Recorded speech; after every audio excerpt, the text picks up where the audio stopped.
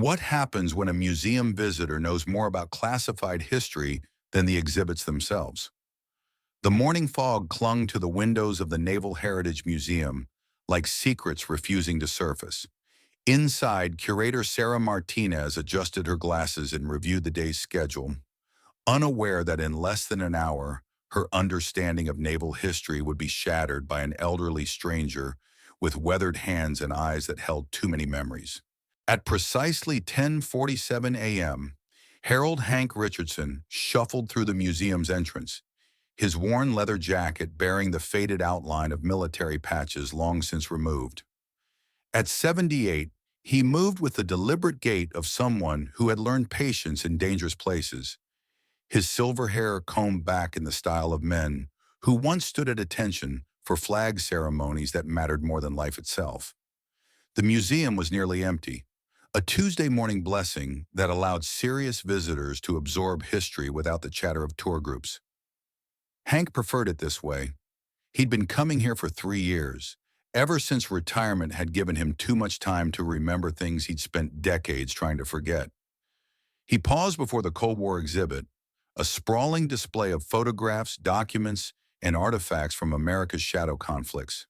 The centerpiece was a detailed timeline of covert operations, each entry carefully researched and cross-referenced with declassified documents.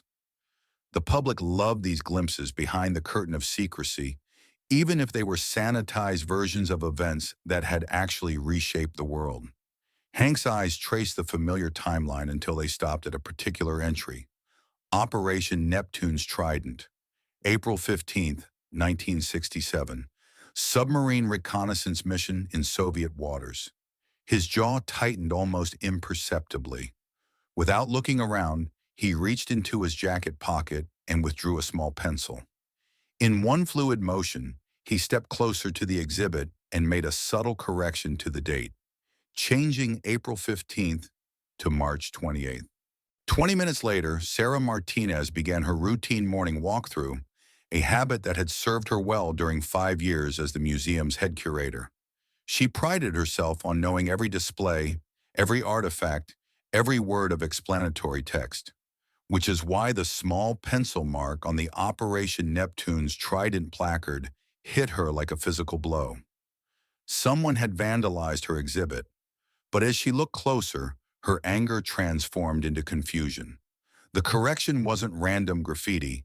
It was precise, purposeful, made by someone who apparently disagreed with the museum's research. Sarah pulled out her phone and photographed the alteration before carefully erasing it. But the questions remained. Who would make such a specific correction, and why? She spent her lunch break in the research archives, double-checking the Operation Neptune's Trident files. Every source confirmed the April 15th date. The declassified CIA documents, the Navy historical records, even the memoir of Admiral Thompson, all pointed to mid-April 1967. The next morning, Hank was back. Sarah watched him from across the gallery as he moved through the exhibits with the measured pace of someone conducting an inspection rather than a casual visit. When he reached the Cold War display, she held her breath. Once again, he corrected the date. Same pencil, same subtle motion, same change from April 15th to March 28th. This time, Sarah was ready. "Excuse me, sir," she said, approaching with professional authority. "I'm Sarah Martinez, the curator here. I noticed you've made some adjustments to our timeline." Hank turned slowly, and Sarah found herself looking into eyes that seemed to hold depths she couldn't fathom. They weren't the eyes of a troublemaker or someone seeking attention. They were the eyes of someone carrying the weight of untold stories. "Your date's wrong," he said simply, his voice gravelly but clear. "Operation Neptune's Trident didn't happen in April. It was March 28th, 1967, started at 0300 hours Pacific time." Sarah felt her curator instincts flare. "Sir, I appreciate your interest in naval history, but our exhibits are based on extensive research in officially declassified documents. The April date has been verified through multiple sources." Hank studied her for a long moment, then reached into his wallet. Instead of a driver's license, he withdrew something Sarah had never seen outside of movies. A military identification card so worn, the lamination was peeling at the edges. But the photo was unmistakably a younger version of the man standing before her, and the clearance level designation made her breath catch. Chief Petty Officer Harold Richardson, Naval Intelligence, he said quietly. And I was there. Sarah's world tilted. In 5 years of museum work, she had encountered many veterans, proud men and women who shared stories of service and sacrifice. But she had never met someone claiming direct knowledge of a classified operation that had supposedly been fully documented in historical records. USS Sturgeon, Hank continued, nuclear attack submarine.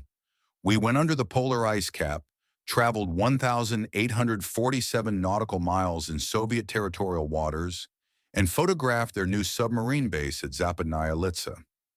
The mission was supposed to last 72 hours. We were under the ice for 6 days because a Soviet destroyer picked up our acoustic signature, and we had to wait for a storm system to mask our escape. The specificity of his details sent chills down Sarah's spine.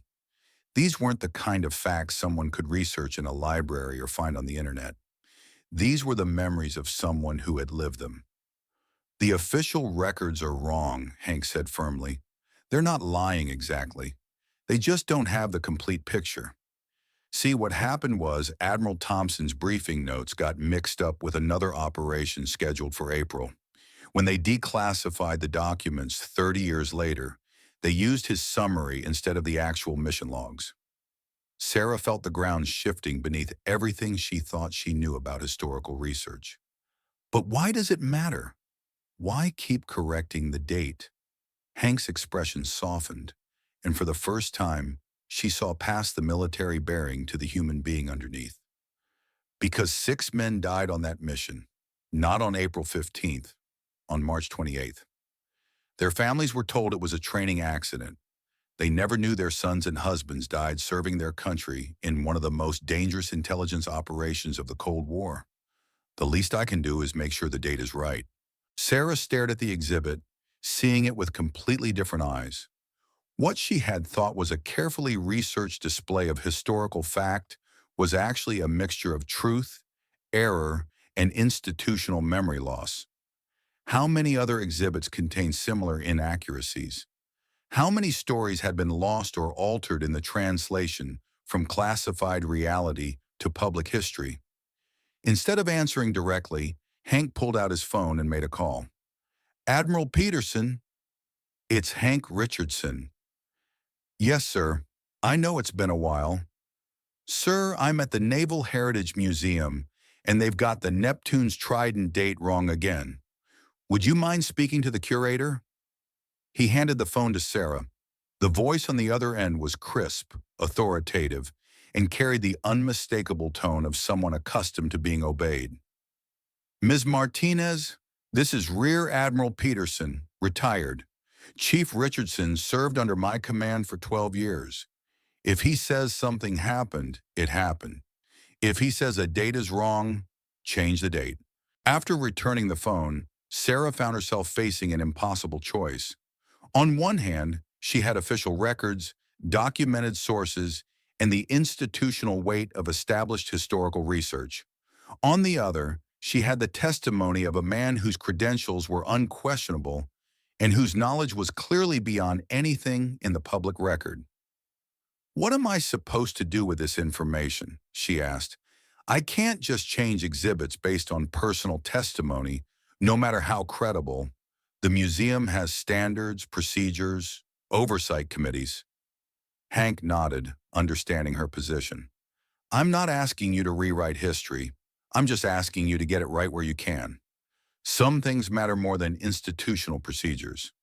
He walked back to the Operation Neptune's Trident display and pointed to the small memorial plaque at the bottom, listing the names of naval personnel who had died in service to their country during the Cold War.